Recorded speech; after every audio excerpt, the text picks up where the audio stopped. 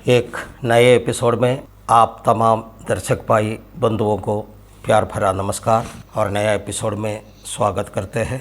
पिछले एपिसोड में हमने जो बाइबल है, सत्य वचन है, उसको दुनिया का शुरुआत से लेकर के कैसे लोगों ने विरोध किया है उसके बारे में हम लोग देख रहे थे। उसी सिलसिला को जारी रखते हुए हम लोग आगे बढ़ते हैं। आप जानते होंगे 16वीं सदी में फ्रांस में एक प्रशस्त विश्वविख्यात नास्तिक व्यक्ति जीवित है। कोई परमेश्वर नहीं है करके प्रचार करने वाला एक व्यक्ति, उनका नाम है मिस्टर वोल्टेयर। उन्होंने बाइबल हाथ में लेकर ऐसे भविष्यवाणी की है कि 100 साल बाद बाइबल एक पुरावस्तु बनकर कोई ग्रंथालय में या म्यूजियम में पाया जाएंगे।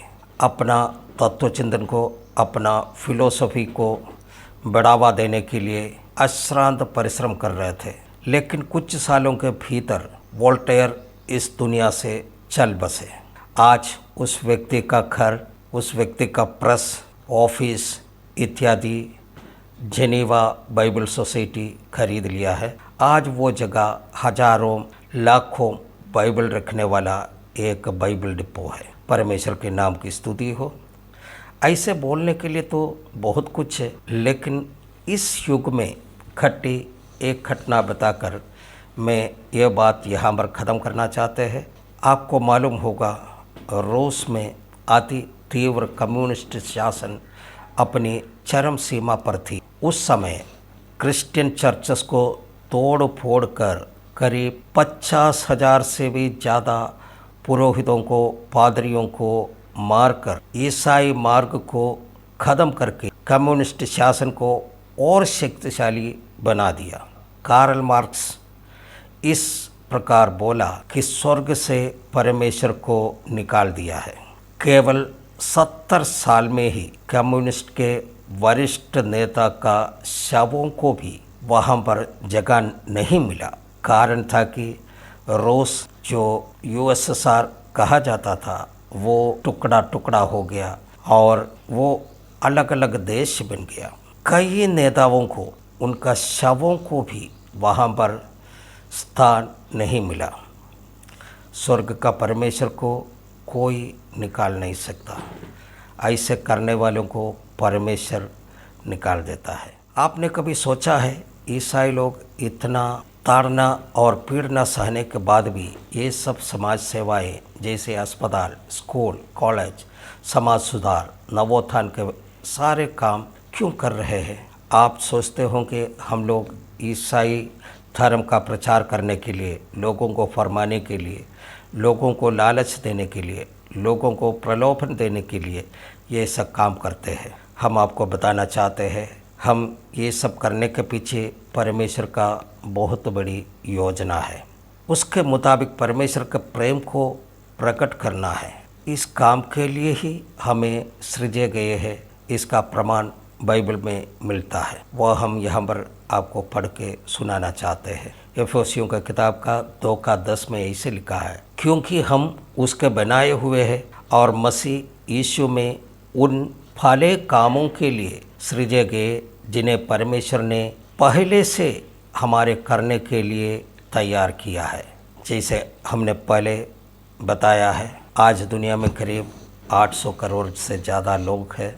यूनाइटेड नेशंस का अंगीकार किया हुआ भारत समेत 197 देश है। अगर हम देखें तो इस दुनिया का इतिहास केवल 6000 साल का ही है, जो हमें लिखित रूप में या प्रत्यक्ष रूप में मिलता है। बाकी जितने भी है वो सब मनुष्य की बुद्धि से निकला हुआ कल्पनाएं हैं। इन 6000 साल के पहले भी एक दुनिया, एक युग यानी संसार हुआ करती थी। बाइबल 3 तरह का दुनिया के बारे में बताते हैं। इस सृष्टि से पहले एक युग था, उसे हम अनादिकाल कहते हैं। बाकी का 3 काल को जानने के लिए बाइबल के कुछ वचनों को देखते। दूसरा पत्रोस 2:5 में इसे लिखा है, और प्रथम युग के संसार को भी न छोड़ा, वरन भक्तिहीन संसार पर महाजल प्रलय भेजकर धर्म के प्रचारक नोह समेत 8 व्यक्तियों को बचा लिया। यानी कि आदिकाल के बारे में यहाँ पर बताया है। और दूसरा पत्रोस 3:6 और 7 में ऐसे लिखा है, इन्हीं के द्वारा उस युग का जगत जल में डूबकर नाश हो गया, पर वर्तमान काल के आकाश और पृथ्वी उसी वचन के द्वारा इसलिए रखे गए हैं कि जलाया जाए, और वह भक्तिहीन मनुष्यों के न्याय और नाश होने के दिन तक ऐसे ही रखे रहेंगे। यह एक लंबा सब्जेक्ट है, इसके बारे में हम बाद का समय में इसको बताएंगे। और इब्रानी का 1 अध्याय का 2 वचन में ऐसे लिखा है, इन दिनों के अंत में हमसे पुत्र द्वारा बातें की, जिसे उसने सारी वस्तुओं का वारिस ठहराया, और उसी के द्वारा उसने सारी सृष्टि रची है। हिब्रू 2:5 में लिखा है, उसने यानी कि उस आने वाला जगत को जिसकी चर्चा हम कर रहे हैं, राजदूतों को अधीन न किया। इस तरह का 3 काल के बारे में बाइबल में लिखा है। पहला दुनिया जो जल प्रलय से नाश किया गया था, दूसरा दुनिया जहाँ पर आप और हम अभी वास कर रहे हैं, ये भक्तिहीन मनुष्यों के न्याय और नाश होने के दिन तक ऐसे ही रखे रहेंगे कि जलाया जाए। तीसरा आने वाला दुनिया, जहाँ इस दुनिया के जीवन के बाद हमें प्रवेश करना है, वो है अनंत काल का दुनिया। हम अभी जिस दुनिया में है उसका बात करते हैं। इन 6000 साल का इतिहास बाइबल बताते हैं। फिर से मैं ये स्पष्ट करना चाहते हैं कि जो भी मैं बताना चाहता है वह केवल इस बाइबल के आधार पर होगा। इस वीडियो का उद्देश्य किसी को किसी धर्म, संस्था या संप्रदाय से जोड़ने के लिए नहीं है, आपको किसी भी तरह का वाद विवाद में फंसाने के लिए नहीं है, आपको क्रिश्चियन बनाने के लिए नहीं है, बल्कि आपको बाइबल के बारे में थोड़ा बहुत जानकारी हो जाए, यही मेरा आशा है। हम मसीह लोग सर्वव्यापी, सर्वज्ञानी, सर्वशक्तिमान सनातन परमेश्वर की आराधना करते हैं। वो हम हमारा विश्वास के आधार पर करते हैं, क्योंकि बाइबल में लिखा है परमेश्वर को कभी किसी ने नहीं देखा। ड्यूटरोनोमी 4:15 से 18 तक वचन अगर हम पढ़ते हैं तो वहाँ पर ऐसे लिखा है, इसलिए तुम अपने विषय में बहुत सावधान रहना, क्योंकि जब यहोवा ने तुमसे होरेब पर्वत पर आग के बीच में से बातें की, तब तुमको कोई रूप दिखाई नहीं पड़ा। कहीं ऐसा न हो कि तुम बिगड़ कर, चाहे पुरुष, चाहे स्त्री, चाहे पृथ्वी पर चलने वाले किसी पशु, चाहे आकाश में उड़ने वाला किसी पक्षी के, चाहे भूमि पर रेंगने वाला किसी, चाहे पृथ्वी के जल में रहने वाली किसी मछली के रूप की कोई मूर्ति खोदकर ना बनाना। परमेश्वर मूसा से कहता है, तुम सावधान रहना, क्योंकि मैं तुमसे होरेब पर्वत पर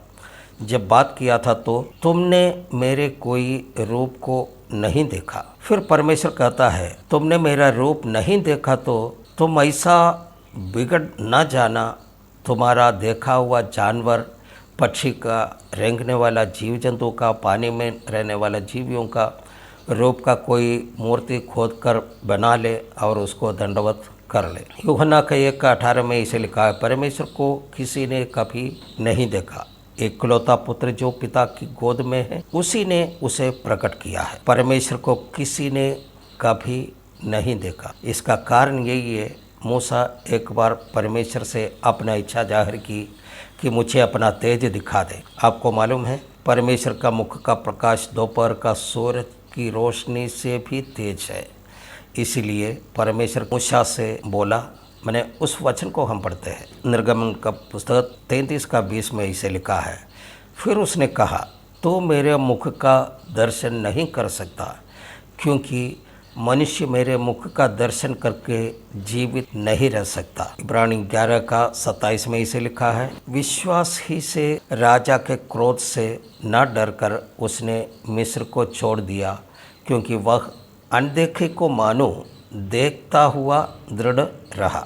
1 तिमोथी 6:16 में इसे लिखा है, और अमरता केवल उसी की है और वह अगम्य ज्योति में रहता है और न उसे किसी मनुष्य ने देखा और न कभी देख सकता है। उसकी प्रतिष्ठा और राज्य युगानुयुग रहेगा। आमीन। पहला यूहन्ना 4:20 में भी इसे लिखा है, यदि कोई कहे कि मैं परमेश्वर से प्रेम रखता हूँ और अपने भाई से बैर रखे तो वह झूठा है, क्योंकि जो अपने भाई से जिसे उसने देखा है प्रेम नहीं रखता, परमेश्वर से भी जिसे उसने नहीं देखा प्रेम नहीं रख सकता। तो आप ये सवाल उठा सकते हैं, परमेश्वर को किसी ने नहीं देखा, फिर कहते हैं कि किसी मनुष्य का, किसी जीव जंतु का, किसी वस्तु का मूर्ति खोद कर नहीं बनाना, उसे दंडवत नहीं करना, फिर हम परमेश्वर की आराधना या पूजा कैसे करेंगे? इसका जवाब यही है, हम मसीह लोग, विशेष पेंटेकोस्टल समूह, जिस सर्वव्यापी, सर्वज्ञानी, सर्वशक्तिमान सनातन परमेश्वर की आराधना करते हैं, वो हमारा विश्वास से करते हैं। अब विश्वास क्या है? इब्रानी 11:1 में इसे लिखा है, अब विश्वास आशा की हुई वस्तुओं का निश्चय और अनदेखी वस्तुओं का प्रमाण है। इब्रानी 11:3 में लिखा है, विश्वास ही से हम जान जाते हैं कि सारी सृष्टि की रचना परमेश्वर के वचन के द्वारा हुई है। यह नहीं कि जो कुछ देखने में आता है वह देखी हुई वस्तुओं से बना हो। एक और वचन को देखते हैं हम, इब्रानी 11:6 में लिखा है, और विश्वास बिना उसे प्रसन्न करना अनहोना है, क्योंकि परमेश्वर के पास आने वाले को विश्वास करना चाहिए कि वो है और अपने खोजने वालों को प्रतिफल देता है। हम जानते हैं परमेश्वर को प्रसन्न करने के लिए लोग अनेकों मार्ग अपनाते हैं। तीर्थ स्थलों में जाना, दान देना, आतुर सेवा करना, जानवरों की सेवा करना, पेड़ पौधों की सेवा करना, पुण्य नदी में स्नान करना आदि अनेकों आचार और अनुष्ठान को करते हैं। लेकिन बाइबल कहता है विश्वास बिना उसे यानी परमेश्वर को प्रसन्न करना अनहोना है। एक बार धर्मानुष्ठान में ज़्यादा ध्यान देने वाला यहूदी धर्मगुरु और फरीसी लोग यीशु मसीह के पास जाकर पूछता है, हम परमेश्वर को प्रसन्न करने के लिए क्या करूं? हम तीर्थ स्थानों में जाएं, अपने शरीर को पीड़ना दूं, आत्मा को भेदूं? दरअसल ये सवाल उन्होंने यीशु मसीह को जांचने के लिए किया था। तब यीशु मसीह ने उसको उत्तर दिया है, जिन्हें वो परमेश्वर भेजा है उन्हीं पर विश्वास करो। हो सकता है आप बाइबल पढ़ता होगा, कलीसिया जाता होगा, प्रार्थना करता होगा, परमेश्वर से दोहाई करता होगा, रोता होगा, गिड़गिड़ाता होगा, दान धर्म करता होगा, दशमांश देता होगा, पास्टर को कुछ अलग से देता होगा। ये सब सही है, लेकिन उससे पहले परमेश्वर है करके आपको विश्वास करना है। उसके बाद परमेश्वर के पास आने वालों को वो प्रतिफल देता है करके भी विश्वास करना पड़ेगा। इस दुनिया में जो भी इंसान जन्म लिया है उनको एक विश्वास है, चाहे वो हिंदू हो, चाहे वो मुस्लिम हो, चाहे सिख हो, ईसाई हो या फिर अन्य अनगिनत जातियाँ, वे सब विश्वास करते हैं। और भी साफ रीति से अगर बताएगा तो जिनके अंदर प्राण है वो सभी विश्वास करते हैं। तब एक सवाल उठता है, अन्य चराचर जो इस पृथ्वी में है, आकाश मंडल में है और जल में है, ये सभी विश्वास करते हैं? जरूर करते हैं। आप देखे होंगे अफ्रीकन बीस्ट, साइबेरियन पक्षी सब हजारों मील दूर मने सफ़र करते हैं और उनके भोजन के तलाश में दूसरा देश में चले जाते हैं, फिर वापस भी आते हैं। ये सब विश्वास से जाते हैं। विश्वास की बात आपको समझाने के लिए मैं इसे 4 भाग में बांटकर बताना चाहते हैं। उस बात को मैं अगला एपिसोड में आपको बताएंगे। तब तक के लिए आपसे विदा लेता हूँ। सबको जय मसीह। आपने हमारा इस प्रोग्राम को देख रहे हैं, समझ रहे हैं, इसके लिए आपको परमेश्वर आशीष देने पाए।